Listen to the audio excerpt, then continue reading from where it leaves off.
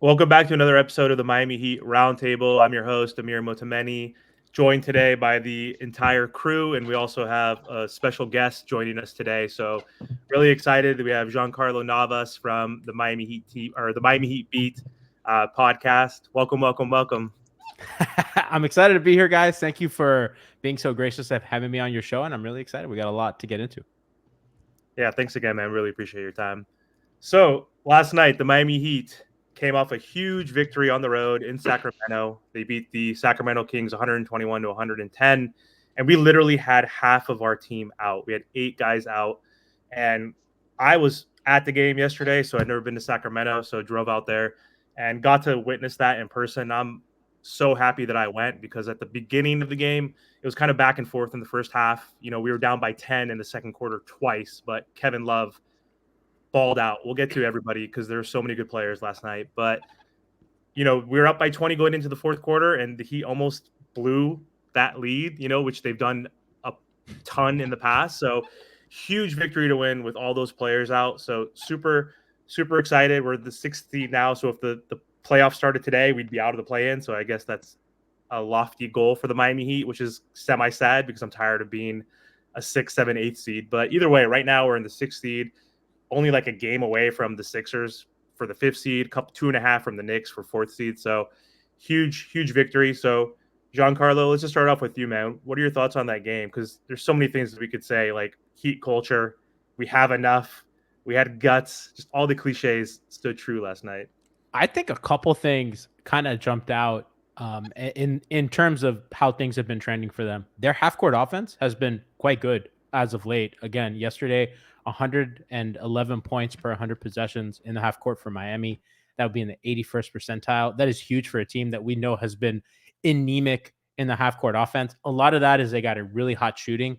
But I think anytime you're missing Tyler and Jimmy, two of your arguably the two best scorers on your team, and Rozier, right? The three guys that you count on to make magic in the half court. When you have those guys out and you're getting to those kind of numbers without them is just testament to hot shooting, a testament to how hard those guys play, how hard they move. Obviously, Eric Spoelstra is a sicko. These are his favorite games. So, they did a lot of, their usual bag of tricks and empty corner stuff. I like when they go back to handoffs and stuff like that. So that to me was the biggest thing. Offensive rebounding was huge last night as well. Again, against a team with Domantas Sabonis, who's a big body and a guy who one of the league leaders in rebounds.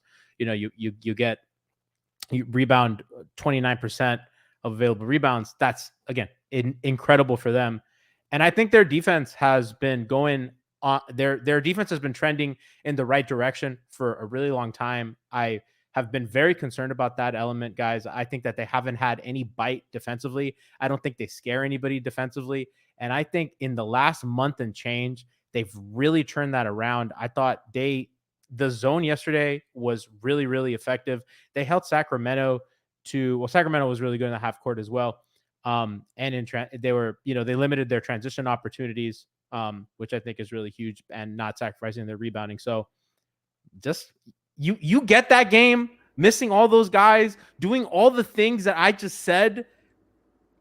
Guys, I don't know. I'm feeling good. I think we're back.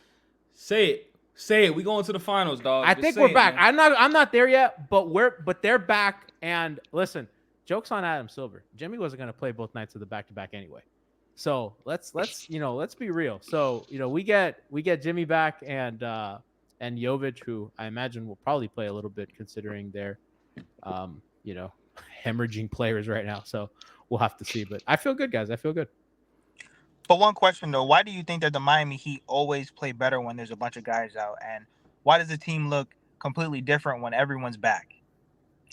So I think it's a couple things, and for sure in the playoffs that's not the case. And I think that it's kind of a testament to why fit matters so much, right? So if Jimmy is going to be this 40% usage guy that's going to get to the rim whenever he wants and is going to hit step back threes, obviously you can miss guys and things will look fine because he's going to soak up that possession anyway. In the regular season, when he's a great player, but he's like an all NBA second team kind of guy in the regular season. In the playoffs, he becomes an MVP candidate. And I think that difference when he's not there, because he's not a volume shooter and because he's not the best spacer, and he's, I think, diminished as a cutter a little bit. Everybody has a little bit more space and a little bit more of a defined role. And that goes for Bam as well. When Bam misses time and they play Kevin, although I think their defense just tanks without Bam, and I think all the numbers would suggest so. So I don't want to say that they play better. I just think that they have a little bit more space and guys know their roles a little bit more when regular season Jimmy isn't there. And I think the same goes for Tyler. Although I think they could have really used another ball handler last night. It was really funny how, to combat the press, Eric Spoelstra reaches into the bench and pulls out Duncan Robinson as the ball handler. It's like, Duncan, we need someone to pass out of this press. You are the last hope, which is absolutely hysterical. So, guys, I think that's what it comes down to. I just think that guys know their role. There's a little bit more space. And I think the dirty little secret is the 2020 offense is the best offense for this team. And they go back to that when they miss guys, because they're like, we don't got guys who can dribble right now, which is what they had in 2020. We're just going to run guy off a pin down, off a DHO. We're going to empty the corners. We're going to do all the nonsense that we don't typically run when we just do high pick and roll. So I think it's a little bit of both. You know, it's funny that you mentioned the 2020 offense and you mentioned the thing with the rotation, Giancarlos. Sorry, man. Ernest with Miami Heat Talk. Thanks so much for coming on, brother. I got a really nice question for you. I like to ask different people. In my channel, we like to have like this debate going back and forth about the rotation. So I want to hear from you, my guy. Since you mentioned in the 2020 offense, I don't know if you're going to know where I'm going to go with this. This offense moving forward, going into the second half of the season and into the playoffs.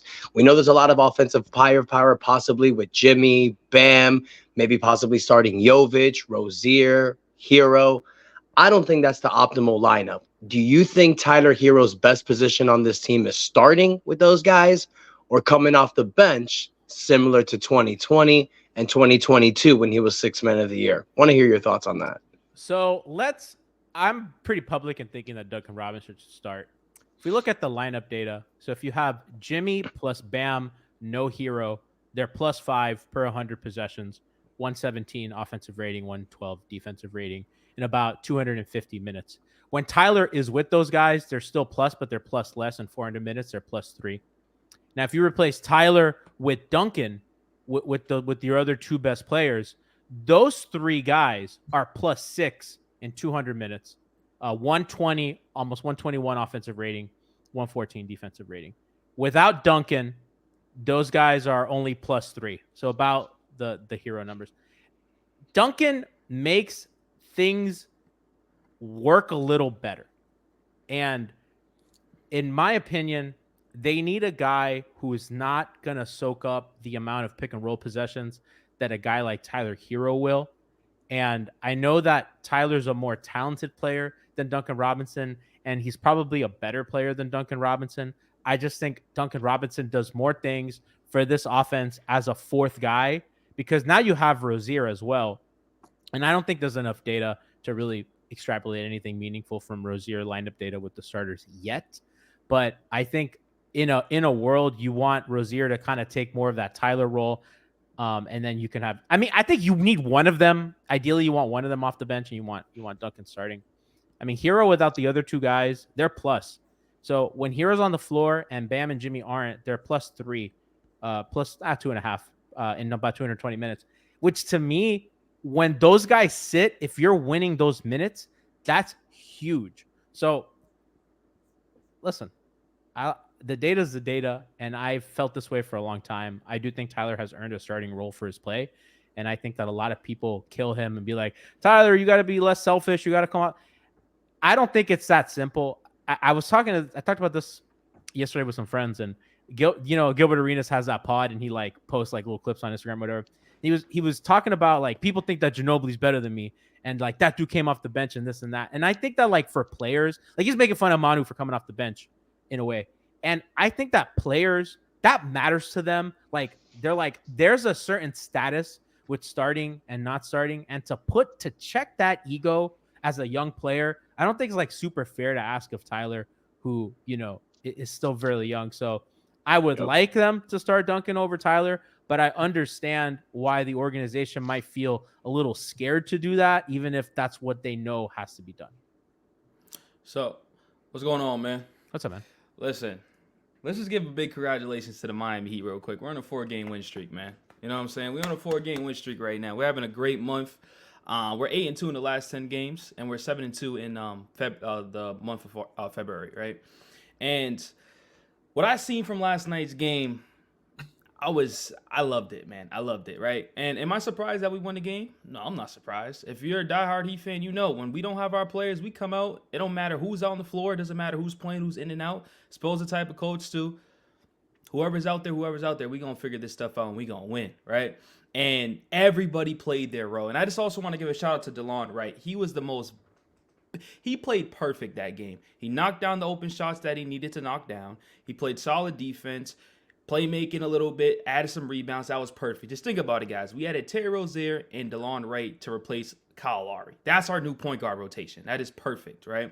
And what I do think this team definitely has been way closer, and I'm glad that we got into that little scuffle with the Pelicans because I love it because I play basketball, and when your team, when you have a little scuffle with a player, and I had plenty of scuffles with players, and your team has your back, you feel that connection now, like you feel that love, like yo, I got a whole team riding behind me, and now we're heading into the most important part of the season, and Jimmy got suspended. They're trolling the whole media. Jimmy's, pretty much with Jovic watching the game. I loved all that. So team chemistry went up damn near 40 because there was a time where we talked about on these shows, the bench, they was just staring. It was just like they weren't really too interested, and now it's shifted, right? Jimmy's being Jimmy. We all know this, right? Martell says it all the time. He load manages during games in the first half of the season. When he needs to turn up, he's going to turn up and do his thing. Now, I want to ask you a question real quick because I don't know if it's a question, but kind of a statement. Let me know what you think about this. When you watch that Sacramento Kings game, and I've been watching Malik Monk for a while, and when Malik Monk comes off that Sacramento Kings bench, it's instant scoring. Like he brings so much. He's so quick. He can dunk. He can do everything, right? And so when we keep talking about insert dunking in the starting lineup, this and that, I think literally that can be Tyler playing that Malik Monk role. Still getting 25, 30 plus minutes in the playoffs. I really think he can play that. I'm not comparing them two of who's better. I don't really care. But I think Tyler perfect is for the 6 minutes and stuff like that. And, you kind of brought it up in the sense of like the organization or the team doesn't want to do that to Tyler. But isn't it at the end of the day that we're trying to win a championship? So why do we care about people's feelings at that? This is a business. Like, why does that matter? I get it. He's on a contract. If he wants out, I doubt he would do that. So, like, why do we care about their failings in a sense? Like, why does that matter? If our goal is to win and Duncan makes more sense, put him in the starting lineup. Like, why is it with Tyler, we got to kind of baby him in a sense? And I'm not, listen, if you probably don't know, I'm not probably the biggest Tyler fan. I think he's great, but it doesn't make sense of him being in the starting lineup at all. What is it? I'm with you. I feel yeah. So I don't maybe bad wording with babying, but like why? Who cares? Go to the bench, play your role. You already got your contract, And you brought up a point of like, the coming off the bench and stuff like that. Trust me, I'm a Russell Westbrook fan, so I dealt with this of him being in the starting lineup. He wanted to come off the bench, so I understand it. But I feel like there's a point in time where Jimmy's era is coming to an end, and we need to win soon, like sooner than So that's my thing. Like, why does that matter though? That's my only thing with it. It's like, who cares about his feelings? Just win. That's all you should care about as a team. I think you don't want to lose a guy that like mentally, because guys are going to respond differently. Like I think everybody takes things a certain way, and I think when you're, and I've heard this several times from different people in the league, coaches and a GM's job. Like Pat Riley doesn't do the day-to-day like deals and calling. That's Andy. Pat deals with agents now, right? That's like Pat's like. Guys calls like my guy's not playing enough, and you got to placate all these people, and you have a delicate balance between the personality of a guy, keeping agents happy, making sure that everybody feels that they're a part of something, and the guys that need to feel a little bit more involved or a little bit special feel that way, because if you ever manage people, sometimes you gotta, I don't like to use the word babying either. Sometimes you gotta nudge people the right way so that you get the most out of them. And sometimes, like, there are some people that I work with that have worked for me that I'm like, I know that I cannot ask you to make the sacrifice because I'm not going to get the level of production from you with this sacrifice. So I need to work around that. And that's not, I don't want to say this to besmirch Tyler or anybody, because again, I think he's a young player, and I'm sure in his mind he thinks, no, we're better when I start, right? Like, I'm sure that he thinks that, and he's like, I'm better than those guys on the bench. We are at our best when I'm playing next to Jimmy and Bam and whoever else is out there. So I don't think he views it like, I think if you told him like point blank, like, hey, if you do this, we will win a title, I think he'd do it. But I don't think that he thinks that way. And I don't think that competitors at the highest level think that way. And maybe Spo thinks that way, but now you have to sell that to somebody who doesn't believe that. And so I think it goes beyond like protecting a guy's feelings. I think it's like managing how people view their play, the league, all that stuff. I don't envy that job at all. I mean, listen, Spo had to start Hassan over Bam for years. Like, and even if some of us knew what the right thing to do was, you can't bench Hassan, you'd lose Hassan, right? And then you're stuck with that money with an unhappy guy that you're going to get diminished value from if you try to move him. It's a complicated like line, and I get that winning a title should trump all, but I think that factors into the calculus. That's fair. It does. I agree. Like his ego, like he's earned it. Like he's earned it to a certain degree. He's paid his dues coming off. Bro, he's a good player. Like I agree with what Totally. you guys are saying, but that's, And I'll say this, you're right. He's a great player, and what he does is amazing. But the point that, and I feel like a lot of us agree with, you take Tyler Herro and you put him in Utah, he gets to run the show. It's his team. He's the focal point in the offense. You give Miami a Lauri Markkanen in a deal like that, you get somebody to plug in that starting power forward. I think it's best for both parties. It's just for this specific team, what we need from him, best thing, Manu Ginobili role, come off the bench. It's just like you said, there's no all-stars or all NBA players that come off the bench in today's NBA. I can't think of one. So, and Tyler's not either. Like you said, like Lauri for Tyler, like Lauri's a better player than Tyler, right? Like there's this, that's not better for Utah, that's better for us.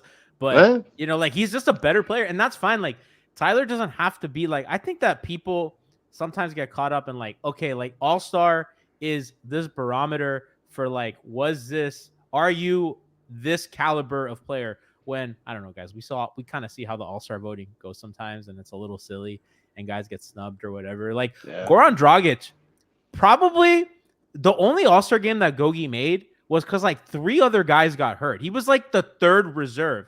If that doesn't happen, if one of those guys is healthy, he's never an all-star. And we don't look at Goran's career as like, oh, not an all-star of like, we don't. Jamal McGlure was an all-star. That doesn't tell me anything about Jamal McGlure. It shouldn't about Tyler. I'm sorry about the tangent, but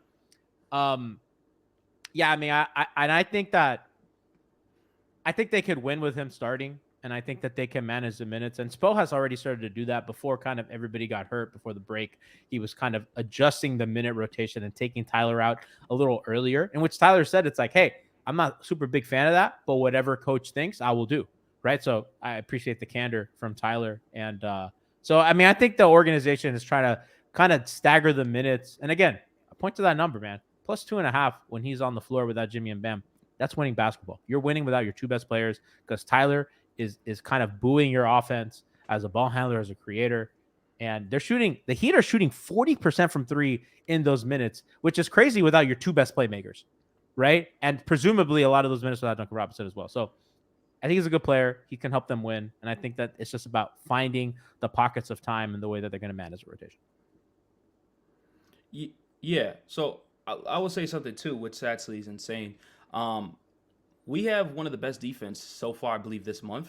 Mm-hmm. And our shooting's not the greatest, and we're still winning. I believe we're like 27th in shooting this month.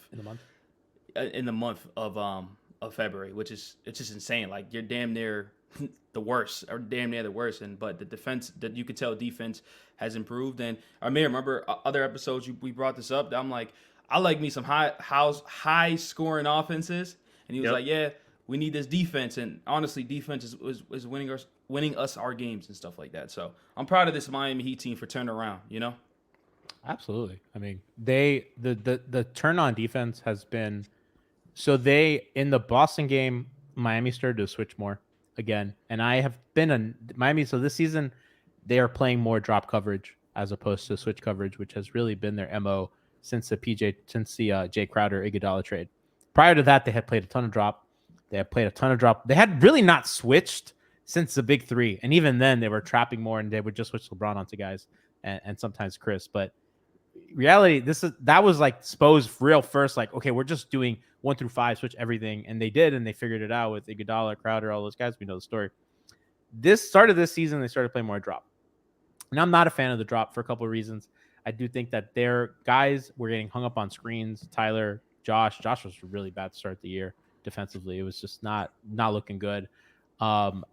They were not really using Lowry as an on-ball guy, which I don't really think he was. I mean, he was really effective for them as a low man, but as an on-ball defender, he was just not that guy at the point of attack anymore at 37 years old. So Caleb was also in and out of the lineup. And then when Caleb came back, I think that he looked really like kind of slow and sluggish and didn't look there defensively. So their drop wasn't working. And against Boston, they go to play switch. The game that Boston scored a bajillion points. It was an absolute disaster. It was like nobody knew where to be. And they did it against New York, and it also looked really bad. Then they went back to playing more drop, and they've incorporating switching again, but it's really been, and I Cooper Moorhead and I talked about this. They've just played more drop since that point, since they did before, and they have figured some stuff out. And goes to show you the versatility of the coaching staff to be like, okay, this thing we did for 4 years, new plan. And they completely changed the scheme. They completely changed the way they help. And they, most importantly, they are trying to change the way that they control dribble penetration. If you look at their stats, their shot profile is almost the same. They are allowing the same at the rim and the same from mid-range and all that stuff that they did before with a totally different scheme. And I think Spoelstra kind of saw the writing on the wall with all the guys that have gone out, and he needed to kind of, okay, bam, you're going to have to do some different stuff to keep us afloat. So I think their drop took a little bit of time to figure stuff out. Guys get healthy. I think Jimmy was also, like, I got to be honest, pretty bad defensively up until about January. I think that Jimmy's help at the nail was like non-existent. Miami needs to be physical with their help. They like to send a lot of bodies. They like to swarm, and that help has to come early and strong because they don't have the size. I mean, their back end defense, when they were like really good in 22, that low man was Kyle Lowry rotating from the weak side. You know what I mean? Like, they're small, but it's effective because they have smart veterans with good hands who are physical, that are going to elbow you in the gut. They're going to do all that stuff to kind of make you be felt. And they weren't, Jimmy in particular wasn't doing that. And the rest of the guys, Josh is not a physical defender. Tyler's not, like, all these guys are just not physical. And now, you know, you have a lot of guys out the door, a lot of change, guys get older, all that stuff. I feel like it's been different. The one stat that stood out to me all year, and I've said this on all our pods and whoever I talk to, Miami for a time, I don't know if they still are, was the team that fouled the least in the league. And you might say that's really good. They played defense without fouling. To me, that said that you are not being physical, because Eric Spoelstra teams are always top 5 in fouls every single year. They always have a good defense because very Pat Riley way, they can't call all of them. And if you're not being felt like that, I don't think this team has enough size and defenders to make themselves felt. So I think that there has been a philosophical shift in the way that they approach defense. I think in the Phoenix game, Miami deployed a full court press, which was, to me, the first time that they actively were like, all right, guys, we need to do something about our defense. And they did something that obviously they don't play a press all the time. But to me, that was Eric Spoelstra trying to be like, we need to have intentionality every time down the floor. So you have a job. When that ball gets inbounded, you have to harass the ball handler. And it kind of got them into a little bit of a gear.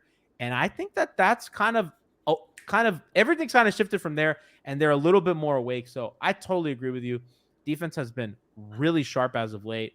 That has been their bread and butter. They're not going to win a title on offense. It's going to be on defense. And I'm glad that they have figured it out in a new way that's different from what they've always done. Yeah, the defensive rating, we've been talking about that for weeks. And the first few months of the season, to your point, like, Caleb was not healthy. Josh Richardson just not healthy, couldn't get through screens. Like, his defense has fallen. But it's picked up actually before he got hurt as well. So, like, that's why I specified the beginning of the season.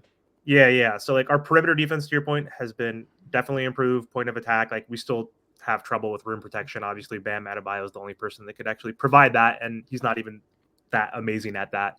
But it's great. We're 8th right now, and we've been climbing up slowly but surely. And so I agree with you. I think defense is going to definitely be our identity, and we do still live and die by the three. Like I was watching at the game yesterday, I was like, we need Jaime, Daylon, like because Duncan couldn't shoot for shit and like still was a plus 25, which is just utter insanity that, he built that skill set where like if you told me Duncan was going to get blitzed off that line and was that his 3-point shot was going to be taken away, that he still was going to get you like 11 assists, 5 rebounds, like playing well defensively as well. Like I would not have believed that. So huge improvement on the defensive end, which is great to see. Caleb, though, looked great against De'Aaron Fox in those first 3 quarters. Like he was fighting through screens, and I was surprised that he was up there guarding him above the break. I thought it would be like more so Daylon or someone else, but he did a great job, and I'm pumped. And we have another game tonight, so I just want to real quick transition into that. So we're recording right now, a few hours before the Portland game. I know you guys are all on the East Coast. I'm on the West Coast. So The Joe Cronin Bowl. Yes. So the game package, guys, like I'm excited to see. Like I know Tyler's not going to be playing. Obviously, he's part of that Dame package, but Jovic, I'm assuming he's going to get some minutes tonight. We could talk about rotations too, because now we have 12 players. I think, if I count that correctly, we had 7 guys last night, right? And then now you had Rozier's playing tonight, so there's news on that. He's going to be playing. Tyler's out, but we have Rozier, Tyler when he comes back, Jimmy. I mean Jovic. Who am I missing? There's a 5th guy that wasn't playing last night. Rozier, Tyler, Jimmy, Josh. So we have 5 guys that could be in the rotation, plus the 7 that played last night. So but more importantly, I'm excited to see the Dame package play against Portland tonight. So let's transition. Thoughts on that? I mean, we have to win this game. Like if we don't, we need to win. Every game's important. Obviously, we have 25 games left playing for playoff positioning, but we have to win this game, man. Like this is Joe Cronin's Super Bowl. We need to stop their happiness at all costs. I need Jimmy to play this game like it's game 4 or 5 or whatever, the one where he's hunched over against the Lakers when he gave it all he had. I need that kind of performance tonight. I need Bam in game 6 of the Eastern Conference Finals against the Celtics in the bubble kind of performance. I need Jaime to channel everything he has and have a career night. I'm going to need Duncan to give 9-10 threes. I need a Duncan triple-double. I need all hands on deck. I need Cole Swider to make them regret that they didn't ask for Cole Swider. I need everything tonight. I cannot, listen, we do a post-game show. I cannot show my face after if they lose. They need to win by a lot of points. They need to win by whatever Joe Cronin's age is. That's what I want the win margin to be. I wish we would be so petty that we're like, all right, Jimmy, Bam, load management tonight. Let's let the freaking Dame package. Oh my God, Spo, please. Spo, Eric, if you're listening, please. That would be hilarious if we're like, we don't even need these guys. Let's just let the guys that you didn't want DMP, dominate. Not worth it. You know what's crazy about this Heat team is like I feel like we can beat anybody, but this is also a game we can lose. Like this team can do that, and it's 100%.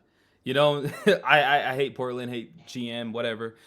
Let's just beat them by 100. Like this is so Miami Heat. You'll go out, you'll be one of the best teams in the West. You'll be confident riding high, and then you'll lose to a bottom 500 team.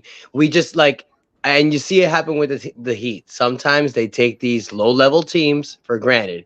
You can't. We did that a lot last season. We've kind of learned from our mistake this year. So just keep your foot down the throat, walk away with the dub. I know we got this, especially doing it at their home court.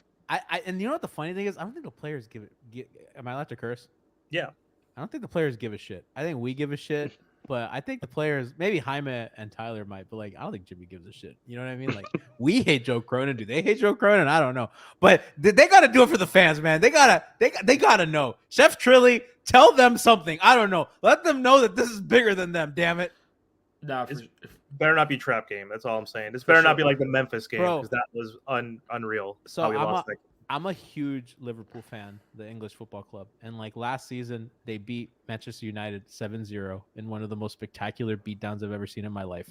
They lost the next week to a mid-table club.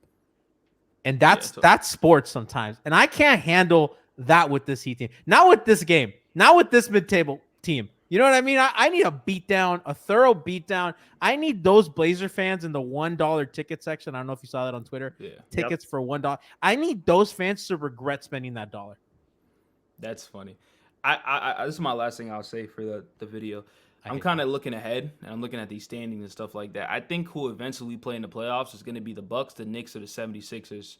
I'm sure we're all confident against them. It's either we get 6 or 4 or 5. We play one of those.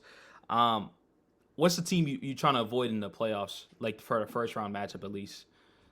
Boston. Listen, Ernest, you're making that face. I'm not saying avoid. I'm talking about there's matchups that you can win, but you don't want to go out there and play them in the first round because then you see what happens to Phoenix Suns back in the day where they won the series, but then it got bounced out in the second round because it was so tired. And I believe that was the Pelicans team, I think. So that's what I'm saying. Looking at these playoffs, I think we could beat everybody, but like I think we blow the Bucks. I think the Bucks are gone. I think if you're Miami, you want Milwaukee to fall to 4. I just don't see that happening. I think you want the Bucks and the Celtics in the same bracket. And I think if you're Miami, you just want to just save Boston for the end because Philadelphia is in free fall. I believe they are 3-7 in their last 10. Yeah, and Embiid, I don't think there is a pulse on when he is coming back. New York is 4-6 in their last 10, and they are not healthy. There is radio silence on the Randall injury front, and I know Brunson and Hartenstein are missing tonight. I believe Mitchell Robinson's also missing time. I don't know. So they're all banged up. Miami's kind of coming to Indiana. You know, I mean, listen, the Heat are 1 game back from 5th, and they're 2.5 back from 4. So I think if you're the Heat, you obviously go for 4 and fuck it, we ball. You play Boston in round 2. If not, hey, get the top dogs out, right? Get if the top not, dogs 6. out. Listen, 6 is nice. You know, you play Cleveland. Mm-hmm. You know what I mean? That's not that bad. And then you play Milwaukee. I think you'd want to save them for the end. 4 or 6, if I'm saying so. I think ultimately the first round series is probably going to be either Miami, New York, or Miami, Indiana. I totally see Philadelphia falling into the plan. I just don't know how they survive. They just don't have enough without Embiid, and they are just an absolute free fall. So I think those are going to be the 2 teams. I don't see Orlando. I don't think Orlando got that in them to kind of climb up to be one of the 4 or the 5 seed. But I think it's that group of teams that's going to be that. And if I'm Miami, I'm not really trying to avoid any of those teams in the first round. People are afraid of New York. I have people on my podcast who are like, that Knicks team is scary. I was like, I'm one of them. I'm not gonna lie. I'm one of them. I'm not scared. Yeah, but also 2 words: Julius Randle. Like, bro, I just you're not gonna win if he's your second best playoff Julius. They don't have enough. They don't got enough scoring, and I know that like Brunson's nice and all, but they don't got another guy to contribute on offense enough that makes me feel like they can do it. Miami consistently though. Sorry to cut you off because didn't Bogdan have like a game a couple days ago? 7 for 7 like, from 3. Is that like the guy that you want to like be the hub of your offense when a guy like when Brunson's not on the floor? Like, no, I think I don't even think Julius Randle's their second best player. I think it's OG. OG's hurt. Yeah, but he's not an offensive player. He's like, not, so. but he is, but he's not like that level of offensive. Yeah, no, he impacts the game several different ways though, right? I'm a big Anunoby fan. To me, that was like I don't fear nobody, but I've been saying this for a while, and I wrap it up here. The Knicks are not healthy. They're missing pretty much their whole rotation roster, and when they're healthy, I think they're a team to be messing with. And we're talking about like scratchy defense and that's what the Knicks be doing too. Tom Thibodeau, you ain't playing if you can't play defense. So, except for the one guy who did. Yeah. All right, guys. I think we should end it there. We're at like 34 minutes, so Miami Heat going to play in a few hours. Again, we got to destroy Cronin, destroy the Portland Trailblazers, get on that 5-game winning streak, move on up. We control our own destiny at this point. It sucks that we don't have a tiebreaker over like the Bucks or the Knicks, but we have like one of the easiest schedules. I don't even know what the number is. Top, like bottom 3, whatever, like the easiest schedule for the remainder of the season. So we have a lot of easy games that we should win. So hopefully we do move up in standings and get anywhere between the 4 and 6. Like, just we have to avoid the play-in at all costs at this point. So thanks for hopping on, Giancarlo Navas. That was awesome for having you. Thank you again. So you guys appreciate you, brother. Yeah, do you want to let everybody know where they can find you? Listen, you can find me and many people smarter than me over at MIA Heatbeat on Twitter, and we stream every show after every game and our pods on off days on twitch.tv/Miami Heatbeat. You can also find us on YouTube where we upload all the VODs and check out all of our nonsense, our offerings. Listen, I love our team. They're wonderful, and they're some of the smartest people I've ever met. So if you like what I have, it said today, imagine the people that are even better than me. So check out what we do over there. And if you're listening, I'll see you tonight. Awesome. And don't forget Joe Cronin slander on deck. No. Cronin Bowl. Let's go. All right. Have a good one, guys. Bye.